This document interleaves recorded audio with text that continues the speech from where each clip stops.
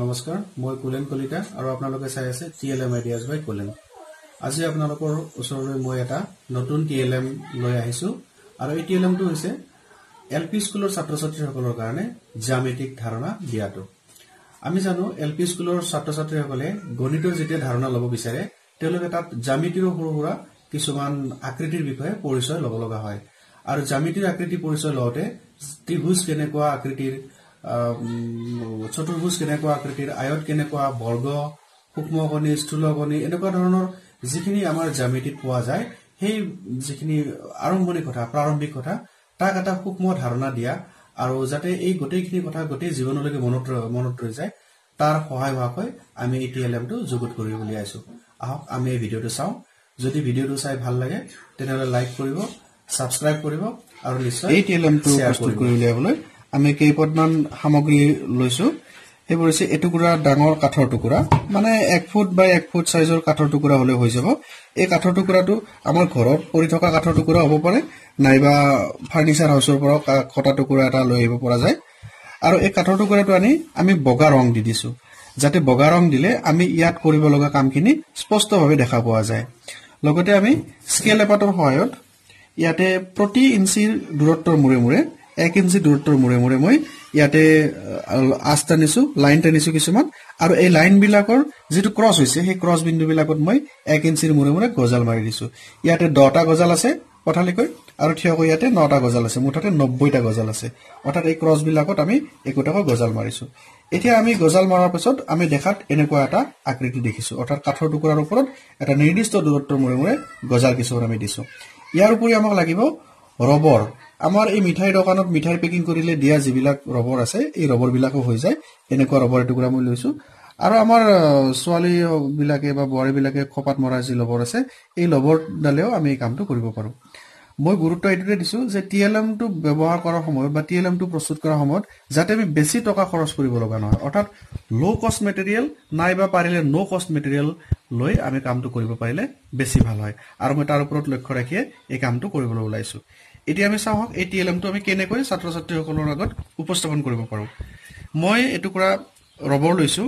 আৰু ৰবৰ লৈ এই গজাল কেইটাৰ সহায়ত মই জ্যামিতিক আকৃতি দিয়াৰ কাৰণে চেষ্টা কৰিম। প্ৰথমতে আমি চাওঁ ত্ৰিভুজ। আমি যদি ত্ৰিভুজৰ সূত্ৰটো ছাত্ৰ-ছাত্ৰীসকলৰ আগত ক'ব যাওঁ তেতিয়াহ'লে তেওঁলোকে হয়তো ত্ৰিভুজৰ সূত্ৰ মুখস্থ কৰিবলৈ টান পাব পাৰে, কিন্তু আমি ব্যৱহাৰিক দিশত যদি আমি এটা ত্ৰিভুজৰ কথা কওঁ তেওঁলোকক আমি এনেকে ক'ব পাৰো যে আমি যদি এটা গজালত ৰবৰডাল এনেকে দিছো, দি এটা গজালত দিলো, দি আকৌ এটা 3 নম্বৰ গজালত আমি ইয়াতে দি দিছো। এই চাওক এইটো এটা তিনিকোণীয়া আকৃতি গঠন হৈছে। তিনিকোণীয়া আকৃতিৰ এইটো ইয়াতে এটা কোণা হৈছে, এইটো কোণা, এইটো কোণা, অৰ্থাৎ এই যিটো তিনিকোণীয়া আকৃতি এইটোকে ত্ৰিভুজ বুলি কোৱা হয়। ত্ৰিভুজ হবলৈ হলে আমাক তিনিটা এনেকুৱা বাহু লাগে। এই যে তিনিডাল লাইন দেখা পোৱা গৈছে, আমি ইয়াকে একোটা ত্ৰিভুজৰ পিছত আমি যদি ৰবৰডাল এনেকে লগাই দিওঁ এইটো এটা চতুৰ্ভুজ হৈ গ'ল। অৰ্থাৎ যদি কোনোবা এটা জ্যামিতিক ক্ষেত্ৰত এনেকে 4ডাল বাহু থাকে ইয়াক আমি চতুৰ্ভুজ বুলি ক'ব পাৰো। চতুৰ্ভুজৰ পাছত আমি কি কৰিব পাৰো, আয়ত কৰিব পাৰো। আয়ত কৰিবলৈ হলে এইটো চাওক, যদি কোনোবা এটা চতুৰ্ভুজৰ এনেকে যদি দুডাল বিপৰীত বাহু সমান থাকে, বা সিমান ক'ব নালাগে আমাৰ এলপি স্কুলৰ ছাত্ৰ-ছাত্ৰীবিলাকক, তেওঁলোকক দেখালে হৈ গ'ল এনেকুৱা দীঘল, এইটো পঠালি বুলি কোৱা হ'ব, সমান সমান থাকিলে তাক আয়ত বুলি কোৱা হ'ব। যদি আমি বৰ্গ কৰিব খোজো তেনেহলে এইফালেও 4টা গজাল ললো, এইফালেও 4টা গজাল ললো, এইফালেও 4টা গজাল ললো, ই এটা বৰ্গ হৈ গ'ল। অৰ্থাৎ ইয়াৰ যদি প্ৰত্যেকটো বাহু যদি সমান হৈ যায় তেতিয়া আমি তাক এটা বৰ্গ বুলি ক'ম। দ্বিতীয়তে আমি যদি এটা চতুৰ্ভুজৰ এনেকে লওঁ তেনে ইয়াকে কোৱা হ'ব এটা,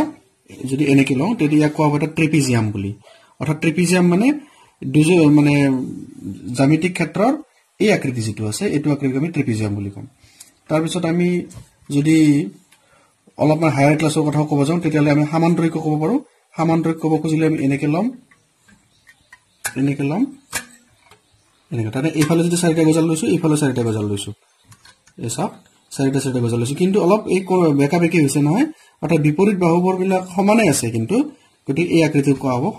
সামান্তৰিক বুলি কোৱা হ'ব। এতিয়া আমি যদি সৰু সৰু ছাত্ৰ-ছাত্ৰীক কোৱা হয় যে ত্ৰিভুজৰ বহুত প্ৰকাৰ থাকে, কেনেকুৱা যে আমি জানো তিনিডাল বাহু সমান থাকিলে সেই ত্ৰিভুজটোক সমবাহু ত্ৰিভুজ বুলি কোৱা হ'ব আমি ইয়াত কেনেকৈ পাওঁ চাব যদি এইফালে এনেকৈ আনিছো এইফালে যদি এনেকৈ আনিছো এইফালে প্ৰায় সমান নিচিনা হৈছে সমান হয় তাক সমবাহু ত্ৰিভুজ বুলি কোৱা হ'ব তাৰ পিছত যদি আমি ক'ব খুজো বিষম বাহু ত্ৰিভুজ যিকোনো তিনিটা মূৰত যদি আমি কওঁ বাহু কেইটা যদি বেলেগ বেলেগ হয় তাক বিষম বাহু ত্ৰিভুজ বুলি ক'ব আমি এটা কাম কৰিব পাৰো যদি আমি ত্ৰিভুজটোৰ কোণ কেইটা প্ৰথমতে আমি 90 ডিগ্ৰী চাওঁ যে এটা কোণ যদি এনেকৈ থাকে এইটো চাওক একদম এডালৰ ওপৰত এডাল থিয় হৈ থকা নিচিনা লাগিছে নহয় আমিতো হায়াৰ ক্লাছৰ ক্ষেত্ৰত লম্ব হোৱা বুলি কম সৰু সৰু ছাত্ৰ ছাত্ৰীক এনেকৈ ক'লে হ'ব যে আমি এডাল বাহু এডালৰ ওপৰত থিয় হৈ আছে আৰু এনেকুৱা অৱস্থাত ইয়াত এইটো 90 ডিগ্ৰী কোণ উৎপন্ন কৰিছে যাক আমি সমকোণ বুলি কওঁ আৰু এনেকুৱা এটা ত্ৰিভুজকে আমি সমকোণী ত্ৰিভুজ বুলি ক'ব পাৰো দ্বিতীয়তে সমকোণ 90 ডিগ্ৰী তাতকৈ সৰু হলে যদি এটা ত্ৰিভুজ আমি এনেকৈ কৰো এইটো এটা কি হৈছে প্ৰতিটো কোণ 90 ডিগ্ৰীতকৈ সৰু হৈছে ইয়াত সূক্ষ্মকোণী ত্ৰিভুজ সূক্ষ্মকোণ মানে ত্ৰিভুজৰ তিনিটা কোণৰ যদি প্ৰতিটোৰে কোণ 90 ডিগ্ৰীতকৈ সৰু হয় তেতিয়াহ'লে সূক্ষ্মকোণী ত্ৰিভুজ বুলি কোৱা হয় যদি আমি এটা কোণ ডাঙৰকৈ ৰাখো যেনে চাওক এই ত্ৰিভুজটো এই দুটা কোণ সৰু সৰু দেখাটো সৰু হৈ গৈছে এই কোণটো কিন্তু 90 ডিগ্ৰীতকৈ ডাঙৰ হৈ গৈছে তেনে এইটো কোৱা হ'ব স্থূলকোণী ত্ৰিভুজ বুলি দ্বিতীয়তে আমি যদি এটা ত্ৰিভুজৰ দুডাল বাহু সমান কৰো চাওক এইফালে 4টা গজাল দিছো এইফালে 4টা গজাল দিছো মানে এইডাল বাহু যিমান আছে এইডালো সিমানেই আছে তে এইটো ক'ব সমদ্বিবাহু ত্ৰিভুজ অৰ্থাৎ এটা ত্ৰিভুজৰ যদি দুডাল বাহু সমান থাকে তাক সমদ্বিবাহু ত্ৰিভুজ বুলি কোৱা হ'ব আৰু আমি স্কেলেৰে জুখিবৰ কোনো দৰকাৰ নাই কাৰণ আমি হিচাপ কৰি উলিয়াইছিলো নহয় ইয়াতে 1 ইঞ্চি আছে এইফালে 4 ইঞ্চি আছে এইফালে 4 ইঞ্চি আছে মানে দুটা বাহু সমান সমান হৈ আছে সমদ্বিবাহু ত্ৰিভুজ হৈ গ'ল গতিকে এইটো আমাৰ ত্ৰিভুজ চতুৰ্ভুজৰ ধাৰণা এবাৰ যদি আমি কওঁ যে নহয় ত্ৰিভুজ আৰু চতুৰ্ভুজৰ উপৰিও আমি কিছুমান আকৃতি পাব পাৰো যেনে আমি এইটো দিলো এনেকৈ দিলো এনেকৈ দিলো এনেকৈ দিলো এইটো কি আকৃতি হৈ গ'ল আমি দেখা পাইছো এডাল দুডাল তিনডাল চাৰিডাল পাঁচডাল বাহু আছে পাঁচডাল বাহু থাকিলে এই জ্যামিতিক ক্ষেত্ৰটো ক'ব পঞ্চভুজ বুলি অৰ্থাৎ আমি ভুজ মানে বাহু ত্ৰিভুজ মানে ত্ৰি মানে তিনি ত্ৰিভুজ মানে তিনিডাল বাহু চতুৰ্ভুজ মানে চতুৰ মানে চাৰি ভুজ মানে বাহু গতিকে চাৰিডাল বাহু এইটো পঞ্চভুজ এডাল দুডাল তিনডাল চাৰিডাল পাঁচডাল অৰ্থাৎ পাঁচডাল বাহু থাকিলে পঞ্চভুজ বুলি ক'ব যদি আমি ছয়ডাল বাহু কৰো 1 2 3 4 5 6 হৈছে নে ছয়ডাল বাহু এনেকৈ যদি ছয়ডাল বাহু থাকে ইয়াক আমি ষড়ভুজ বুলি কম গতিকে আমি এই গজাল কেইটাৰ সহায়ত জ্যামিতিক ক্ষেত্ৰৰ বিশেষকৈ প্ৰিলিমিনাৰী ক্লাছবিলাক এলপি বা এমই সেকশনৰ স্কুলত আমি ল'ৰা ছোৱালীক জ্যামিতিক ক্ষেত্ৰৰ এনেকুৱা এটা ধাৰণা দিব পাৰো তেওঁলোকে পেন বা পেন্সিলেৰে আঁকি চোৱাতকৈ তেওঁলোকে যদি ৰবৰ ডেলে এনেকৈ এটা খেলৰ মাধ্যমেৰে কৰিব বিচাৰে মই ভাবো তেওঁলোকে অতি সহজতে এইটো মানে বুজি পাব